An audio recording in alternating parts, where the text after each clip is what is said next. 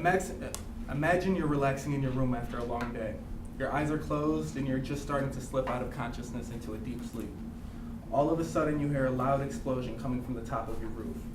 What you just heard was a warning missile or a knock on the roof missile, according to CNN News in 2014. And it means that you have 30 to 60 seconds to leave your house before it is blown up by a larger and more powerful missile.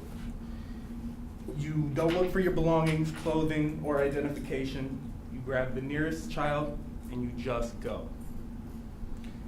Now I want you to imagine a different scenario. You work 6 days a week to support your family, pay your taxes, and abide by the laws. Little did you know that the money you were working so hard to earn to pay income tax has gone to support apartheid and genocide in the Middle East, according to Paul Marinis in 1985.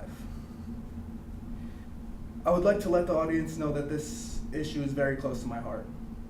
I grew up in North Olmsted, Ohio, where we would regularly house injured children from Palestine coming to the States for treatment. Their treatment was paid, and travel was paid for by the PCRF, or the Palestine Children Relief Fund. My family, friends, and I often attend meetings and fundraisers for the PCRF.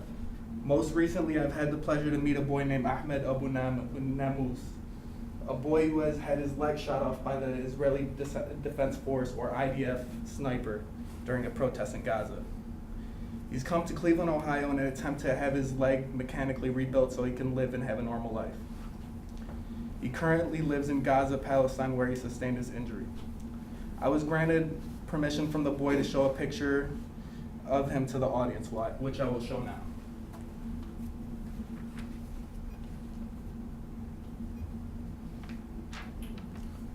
So this is my guy, Ahmed. All right, he's a great boy. He sustained his injury when he was 12 years old.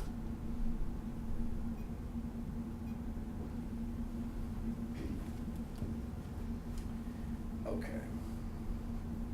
Today I'm going to talk to you about 2 reasons why the U.S. should stop funding Israel in their war against Palestine, for fiscal and humanitarian reasons. 2 ways in which the U.S. supports Israel are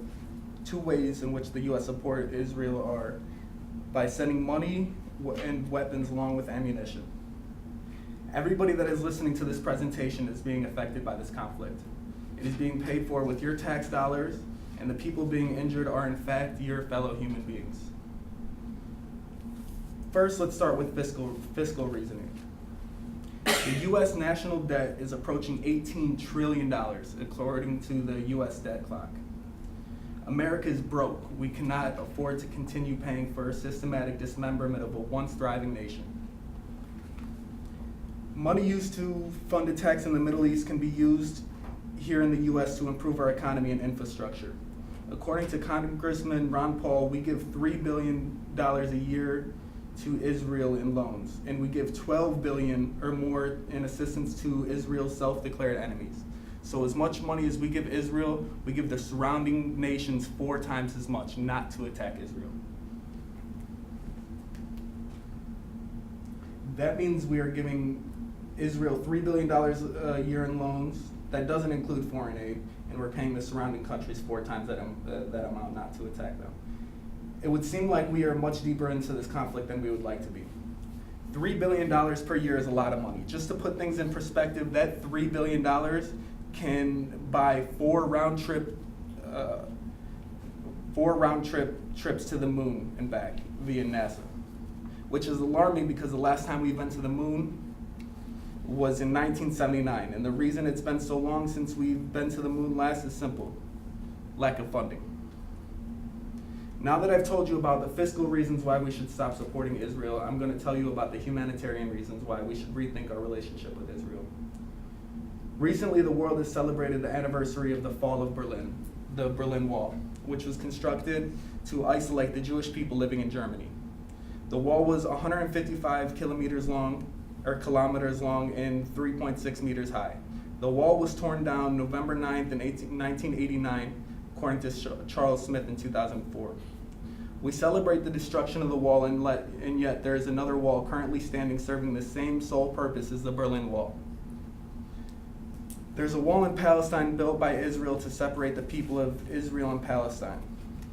The wall is currently 723 kilometers long and 8 meters high, compared to 155 kilometers long and 3.6 meters high of the Berlin Wall.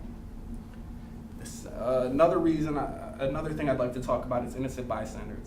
There have been numerous examples of innocent children being gunned down by snipers. My friend Ahmed is one of those children. I would like to quote Ahmed later on in this presentation. Another reason is violation of international law. Israel has brought on attacks on UN schools, hospitals, refugee camps, water suppliers, power plants, apartment buildings, and shelters, according to Palestine Peace, Not Apartheid by President Jimmy Carter in 2006. American politicians often speak of the importance of bringing peace by talking with Israeli leaders in the Middle East.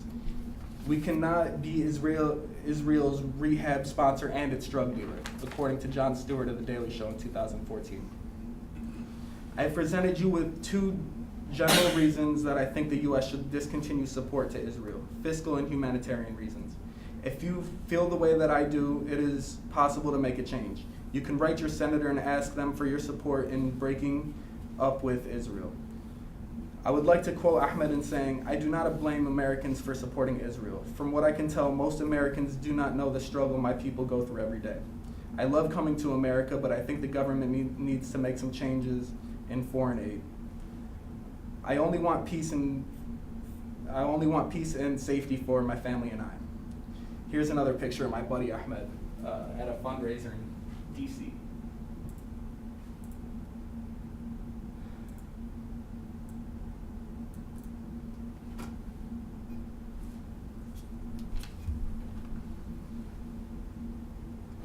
That's my guy. And ladies, he just got engaged this summer, so.